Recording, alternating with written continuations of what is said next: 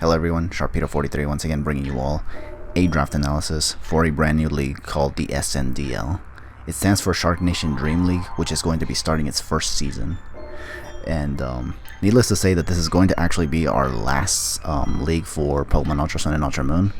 So we're hoping to make the most out of this league, and also because it's the last league in Pokemon Ultra Sun and Ultra Moon, I'm also kind of hoping that this league doesn't die too, honestly, like what happened with the PMU, honestly. So but if that does happen, then maybe, just maybe, I might not ever do draft leagues ever again. Maybe. Just because, honestly, yeah, I don't want to have to be putting a lot of time into making these, and then turns out the league just goes to hell, and I don't want that, honestly. But anyways, so before we get into the picks for this league, because we're gonna just basically go over the team that we got for this league and what it can do. But we're gonna actually talk about what this league is like, how this league works basically. So from what I understand, it's a point-based league, kind of like the NGDL. The only difference, however, is that the points are not dramatic. It's not like 180 points for a high tier mon, and then like 80 points for a lower tier mon. No, it's a different kind of point-based system here. Like the highest tier mon is like as high as I think 16 points, or was it 17? I don't remember, something like that, and the lowest being like 1. So yeah, it's something like that. And the other difference is that there's no Ubers in this league. Like a lot of the Ubers, or a lot of the mons that are deemed Uber or just too busted, like, you know, for draft format, are actually not allowed. Unlike in NGDL, where we were allowed to use mons like freaking Marshadow, Palkia, Arceus, for crying out loud. Like, bro, who the hell thought that was a good idea? Was not. But yeah, so other than that, oh yeah, and this season is also going to be a very, very small one, because in Pokemon Sword and Shield is about to come out in a bit, and there's already a chance that a very good chance, by the way, that this league will continue on into Sword and Shield's release. Like once the games are released, I think this league will still be going on for like maybe a week or two, just given the amount of time that this league started, since this was one of the more later leagues, if I do say so myself. But here we go. So yeah, I think that's pretty much all I got to say about the league. I think that's all it's got. This is also a new league since it's starting its first season here in Ultra Sun and Ultra Moon. So we're gonna see if we can make the most of it from this league. So yeah, but anyways, without any further ado, let's get into the picks. So unfortunately for this league, it's an 8-man league, by the way. I forgot to mention that too during mentioning this season. That yeah, it's going to be a small season, 7 weeks, 8 participants, and I believe it's round robin. So everybody gets to play each other once within the 7 weeks. And so out of all the picks, basically, I unfortunately got the last pick. So that means that I have to miss out on a bunch of Pokemon right out of the gate. But at the same time, the only good thing about it is that because I'm very dead last, I still get to pick 2 mons. So if I pick 1 mon, and then I get to pick another one, because we're still going by the snake format, the snake format, like where we go up and down when it comes to drafting and picking and whatnot. I get to pick 2 mons. So if I pick 1 mon, I get to pick another one in order to prevent anyone from, you know, like sniping me or something. But yeah, so the first pick that I decided to go with here for this league is Garchomp. Garchomp, as you can see, was my first pick, and it's 16 points. So like I said, I'm not sure if this was the highest tiered of mon in this league.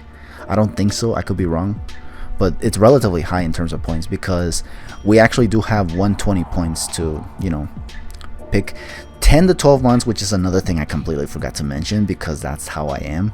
I'm very forgetful. Yeah, we all have 120 points to pick 10 to 12 mons. So we could have either 10 mons or 12 mons in this league, which is actually kind of interesting in my opinion. So we can actually get more mons on our team, but the trade-off would be that they may not be as good, because you'll run out of points very easily.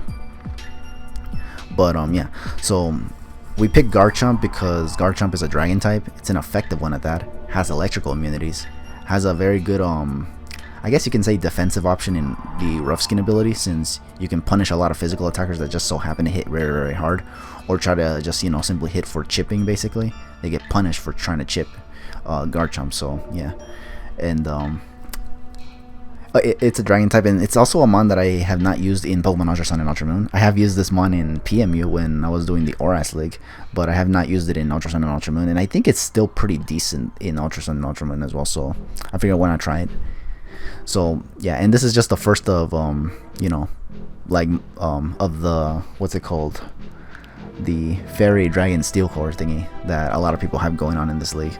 So yeah, we're gonna see if we can actually make that happen in this draft. But anyways, that's Garchomp for you. Our second pick though is gonna be Zehra Aura. Now Zehra Aura is a mon that I have used in Pokemon Ultra Sun and Ultra Moon, but the only time I've used it was in the PGL. And this could be a good or bad pick.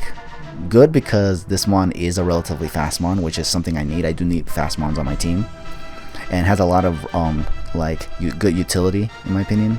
Has setup potential, but the problem is that a lot of the participants in this league actually were present when I was in the PGL. Like, they were present in the PGL the same time I drafted Zehra Aura over there, so they might kind of know a little thing or two about my tendencies with this mon. But you know, again, it's a good mon, so even if they know what my tendencies are, they might not be able to stop some things from Zehra Aura. And again, the fact that it's fast and has good utility in itself already makes it really a good choice, whether or not I've used it before, honestly. So yeah, and notice the yellow bar on the left the yellow bar on the left of Zehra Aura's name. That means that it's going to be a Z Captain, because that's another thing I completely forgot to mention. It's because, geez, I keep forgetting everything. Z Captains are also a thing in this league. So there's a limited amount of Z users. I believe we had 30 points to spend applying Z users on our draft, basically, and Zehra Aura is one of them. So 15 points. They're the same value as the mons themselves when you draft them. So Zehra Aura is 15 points. Therefore, if I pick Zehra Aura as my Z Captain, it'll be 15 points as well. So there goes 15 points from the 30 that I have. So yeah, but yeah, that's Zehra Aura for you. Now our third pick is going to be Skarmory. Skarmory is actually a mon that I used. I think this mon I've used a lot in draft format, actually, a lot. But it's just because of how good it is. And I'm usually a lot like afraid of physical walls than special walls. Even though, don't get me wrong, I do definitely need my special walls as well. But Skarmory was just a mon that I decided to pick once again because it's a steel type, and can, like I said, it can take a lot of hits physically. It's a flying type, and it has a lot of utility. Can set up hazards, can face, has reliable recovery, you know, all that good stuff. It's like the same shtick as always, basically. But again, it's one of those things that if it's not broken, why change it, honestly. But yeah, so that's Skarmory for you. And that's the second mon that we have in our Dragon Fairy Steel Core thingy that a lot of people like to do for good reasons. But yeah. Other than that, I think, yeah, Skarmory is pretty self-explanatory. I've used this mon in several leagues, such as the DBL. I've used it there. I've used it in, I believe, the PMU, and I've also used it in, I think, Valhalla League. I could be wrong. Honestly. But I know I've used Skarmory quite a number of times, especially recently, so. I don't remember if I used it in the NGDL, though. I did for Season 1, but I don't remember if I did for Season 4. Because I know I didn't use it in Season 2. But Season 4, did I use it? I don't remember. I don't think so. No, I don't think so. Just Season 1. But I have used Skarmory a lot, so that just... that goes without saying. Anyways, our next pick is going to be Clefable. Now, let me tell you something. I, for one, don't like Clefable at all. This mon is quite a pain in the rear end. The reason I picked it here, though, however, was because unfortunately, after picking Skarmory, or should I say before picking Skarmory, somebody already took Sylveon, which was the mon that I wanted to pick for this league. But unfortunately, somebody got ahead of me once again. I probably, in retrospect, should have picked it before I picked Garchomp or Zehra Aura. But I felt like nobody was going to pick Sylveon again, honestly. It's because, especially because in Gen 7, Sylveon's not as good. So I didn't think anyone would pick it there. I know in PMU it was a mistake because Sylveon was actually too good in Gen 6, but in Gen 7, well, it's not terrible. It's not the best thing ever either, honestly. But I was just surprised that anybody was willing to pick it there, honestly. So as a result, I had no choice but to pick Clefable because I did not want to be deprived of another fairy type like I did in PMU, and pick Gardevoir again. Because honestly, that was just like, don't get me wrong, Gardevoir is a good mon, and even when I was in PMU, I was still doing pretty good with it. It's just that using it over and over again can get a little, you know, tedious, you know, in my opinion anyway, and perhaps in other people's opinions too. So instead of like torturing myself by using the same mons again, let's just pick something that is good, that is also a fairy type, because I need a fairy type. And this will also complete the fairy dragon steel core that we have going on here, because everybody likes to do that now. So yeah, we pick Clefable, and Clefable is pretty decent. I hate it because of how bulky it is sometimes, and this is one of those mons that almost has a hard time like going down every time. Even when using super effective hits against it, it just never wants to go down. So I figured its resilience, it probably can be useful for my draft as a whole. And it's a good typing again with the fairy types, covering a lot of potential weaknesses in this team.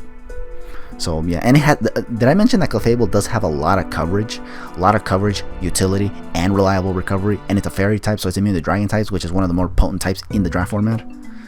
Clefable, it was definitely a solid pick. It's just that I never liked this mon, so that's why I almost never used it in fact, I never used it till this day in draft format. It's just because I never liked it. You know that I'm a guy who likes to use mons that he likes to use, obviously. But in situations like this where I was deprived of one of the ones that I really wanted in Sylveon, I have to think a little bit more practically. And Clefable was still there, so it was only a matter of time before somebody else got it, honestly. So yeah, that's why Clefable is here. But now, the fifth pick. Now the fifth pick is actually going to be another Z user, and that Z user is actually going to be Slowking. Slowking is obviously another mon that I used in the PMU actually, very recently. I also used it in PGL as well. But again, the reason why I picked it once again, I was actually considering Slowbro, but the reason why I picked Slowking once again is because I got Skarmory, which is a very good physical wall. And Slowking is kind of like the same thing, only in the special side. And Slowking once again has that regenerator ability, which after looking at how well it worked in the PMU alongside Among Us, it really was just proving to, like, regenerator was starting to feel like a must, honestly. So that's why I brought Slowking again. I would have picked Milotic, but Milotic is a mon that I have used quite a lot too, honestly. So putting it here, I didn't feel like would be that great. And honestly, I think Slowking is a lot better because Slowking can actually set up. The only downside that Slowking has really is just that it's part psychic, which kind of makes it vulnerable to ghost types, dark types, as well as bug types, or anybody that likes to spam U-turn for momentum's sake. Yeah, that's the only downside, but other than that, Slowking does have the reliable recovery that Milotic has. It can set up unlike Milotic. I think it can phase just as well as Milotic can. And also, I think it has regenerator, obviously. So if it switches out, it gets some recovery, which is very important, I feel. Unlike Milotic, who if it switches out, comes back in, has to take damage and get whittled down all the way to, you know, basically going down. So yeah, so that's why Slowking. Our sixth pick here is actually going to be Incineroar. Now the reason why I picked Incineroar was because for the first time ever, I really wanted a dark type, honestly. Like a dark type that isn't like, I don't know, something like, I don't know. But I think I was considering Crocodile, but seeing how I got Garchomp, I was like, nah, let's just get Incineroar because we do need fire on our side. And Incineroar is a really good fire type. Not to mention it's a dark type and can get knockoff, which is really good because knockoff is something that can be very useful, especially for people who love switching around just to be fancy and whatnot. So yeah, and Incineroar can also pivot, which is also really good, and can burn things as well, and has a very neat ability in Intimidate as well, which can kind of discourage a lot of physical attackers from just going for physical attacks straight up, or, you know, just bringing physical attackers in general. Like, unless they bring Defiant, but obviously I'm not going to switch in Defiant mons onto, or Intimidate mons onto Defiant mons, so yeah. But yeah, other than that, I think that's why I picked Incineroar. I think it was mostly for that knockoffing purpose. Knockoff being stab, and, you know, being able to punish any switch-ins is a really good thing. But yeah, so that's Incineroar. I think, yeah, Incineroar is also a mon that I've never used as well, so there's that. Like, along with Clefable, those two mons are like two new mons basically that I've never used in draft format whatsoever until this day. And again, I do at least want to include a couple of new mons in this draft. So, but of course, I'm always gonna go with the what works, therefore we go with it. But if we can include some new mons, so be it. And Sinor just so happens to be one of them. But anyways, next mon is Decidueye. Now Decidueye is a mon that I think I have used in draft format before. I used it in the Talent Squad League, and I do believe I used it as well as in the ICBA.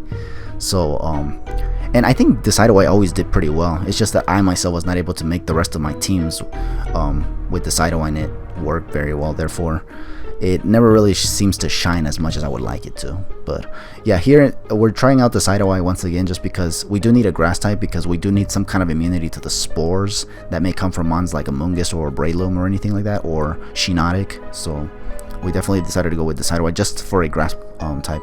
It's also a ghost type, so that means it's also an effective rapid spinner as well, which could be really useful, especially if we're trying to set up hazards with Skarmory or something. It has recovery, has defog as well, so which is very useful, because honestly hazards are going to be prevalent amongst all the teams in this league. And it's also got a good offensive typing as well. Ghost and grass are very good offensive typings. It can cover a lot of types, especially mons like Milotic and whatnot, and it can also hit mons like Mismagius very well, especially because this thing gets priority as well. But yeah, other than that, that's why I picked Decidueye. I think Decidueye, another reason why I picked it was mostly for the priority, because so far a lot of my team doesn't really have a lot of priority other than Zeraora, but Zeraora's priority moves are all normal type moves, whereas Decidueye's aren't. They're variable. So yeah. But our 8th pick, now this is the one that's actually kind of interesting. Our 8th pick is actually going to be Mega Sharpedo. Now the interesting thing about Mega Sharpedo though is that in this league, once again, another damn thing that I didn't mention in this damn league because of how forgetful I am, is that in this league, Sharpedo can actually, Sharpedo can actually use its full potential. Sorry, I hiccuped there. But yeah, Sharpedo can actually use its full potential, which means Mega Evolution is not required in the first turn here. And we can actually abuse Speed Boost and then Mega Evolve. And I believe if it claims any KOs with regular Sharpedo, they'll just go to, the KOs will just go to Mega Sharpedo. That's the one thing that it usually, like, the reason why people split the forms every time, I guess. I can only assume, I could be wrong though, but bottom line is that in this league, Mega Evolution first turn is not required. We can abuse Sharpedo Speed Boost and finish things off with Mega Sharpedo. That's why I picked it here. And not to mention, this is the last league for Pokemon Ultra Sun and Ultra Moon, and Pokemon Sword and Shield is set to not have any Mega Evolution. Therefore, Mega Sharpedo will no longer be. So this is the last time I can actually use Mega Sharpedo, and therefore I decided to go with it. But as you can see, I picked it way later in this draft. It's because I didn't think a lot of people would. But I picked it in the 8th round as opposed to like in the last round or anything like that, just because I felt like somebody might have taken it, just given the fact that Mega Evolution wasn't required, as laid out in the rules, obviously. So yeah, and Mega Sharpedo, what's so great about him? Well, for one thing, it's the signature of mine, and definitely it's a good late game sweeper, basically. And with the speed boost potential, it can be basically yeah, I think that's mostly what it is, a late game cleaner. But if not, if we just want to play an offensive role, it can also just, break a lot of, like, it can punch a lot of holes in a lot of teams, basically. Just delivering a lot of damage for other things to clean up, like Garchomp or Zeraora or something. But yeah, I think Mega Sharpedo is pretty self-explanatory, honestly. I don't think I need to go way too much into Mega Sharpedo. But yeah, that's Mega Sharpedo for you. The only cool thing about it in this league is that it can actually Mega Evolve. So it's like the NGDL. We can actually use both forms here. And that's going to be pretty useful. But hopefully I can use it very well. Otherwise, what's even the point? But anyways, next pick, Toxicroak. Now the reason why I picked Toxicroak was because I noticed that Toxic Spikes were very prominent back in the PMU. So I was kind of thinking these people, given their competitive nature, they might want to try to incorporate Toxic Spikes at every opportunity they can. So therefore I felt like I needed a grounded poison type. Because for my poison type, I was considering Crobat, but the thing was that I didn't think that Crobat would be useful when it comes to Toxic Spikes because they can't get rid of it. Sure, it can defog, but I mean that would cost a turn, obviously. Whereas Toxicroak can just come in and remove Toxic Spikes, basically. It's also something I can very well use against fairy types, like the opposing Sylveon or what's it called, Mega Altaria. Like, these mons are still pretty dangerous, obviously. So Toxicroak can hit relatively hard to put both of these things in a bad position. Obviously, I can either take them out straight up or put them, like, I can weaken them severely, honestly, for something else to claim their lives later. So yeah. Toxicroak is another mon that also has variable priority moves, which is something I really need. So it can set up as well. It also has a nifty immunity to water types, which can be very useful, as that can be used as, you know, setup fodder since they can set up. So yeah, that's the reason why I picked Toxicroak. It was a pretty decent mon. The only downside to Toxicroak really is just that it's not very bulky and can almost go down to a lot of things, honestly. So that's why you need to use this pretty damn efficiently, hopefully. But only time will tell. Our 10th pick, I think it is? No, this is our 9th pick. No, it's our 10th pick, obviously. This was our 9th pick. It's clearly on the board there if you guys can't see. Or if I can't see, because I'm the one that's not looking here, damn it. Anyway, cut me some slack, will ya? But yeah, so our 10th pick here is going to be Zapto. Reason why I picked Zapto was because I wanted another flying type since I didn't want to be susceptible to Earthquake. Even though Skarmory is immune to Earthquake and Decidueye is resistant to Earthquake, there's mons that can still, you know, have like coverage moves other than Earthquake, such as, you know, Knockoff or something. Although I think Zapto is weak to Knockoff, but I don't know, man. It's not only for knockoffing purposes, it's also for freaking just Earthquake in general. So they cannot use Earthquake. It's just to discourage Earthquake, honestly. And plus, Zapto is also pretty useful in some matchups as well, such as dealing with mons like Venusaur or Mega Venusaur or something like that, because it's a flying type and it's also a psychic type. It has like the two things that we need to deal with bulky mons like Mega Venusaur. And also it's got Heat Wave, so it can also deal with steel types that they try to get in the way, such as Metagross or something. So yeah, oh yeah, and the very important thing about Zapto is that it has Magic Bounce as well, so it can discourage hazards from coming in as well. So if anyone tries to come in with Sticky Webs, we can just discourage that and, you know, just, you know, keep Zapto just standing there. And Zapto does have reliable recovery, setup potential as well, pivoting options as well. It's a pretty decent mon for this draft as well. The only downside is that it's probably not as bulky as other mons like Fable or Slowking, but it gets the job done, I feel. And in certain situations, it can probably do very well, but only time will tell. Anyway, our 11th mon, jeez, I was gonna say second to last is also pretty valid, but yeah, our second to last mon is gonna be Avalugg. Now the reason why I got Avalugg was because it's kind of for a similar reason to that of Skarmory. It's a physical wall, but it's one that doesn't like fall slave to, you know, getting hit by Earthquake on the case of Smackdown for Skarmory, because, you know, people could run fancy moves like Smackdown for Skarmory and then slam Earthquake onto it. Avalugg doesn't have that problem. It just takes hits very well. On the physical side, that is, because its special defense is pretty bad.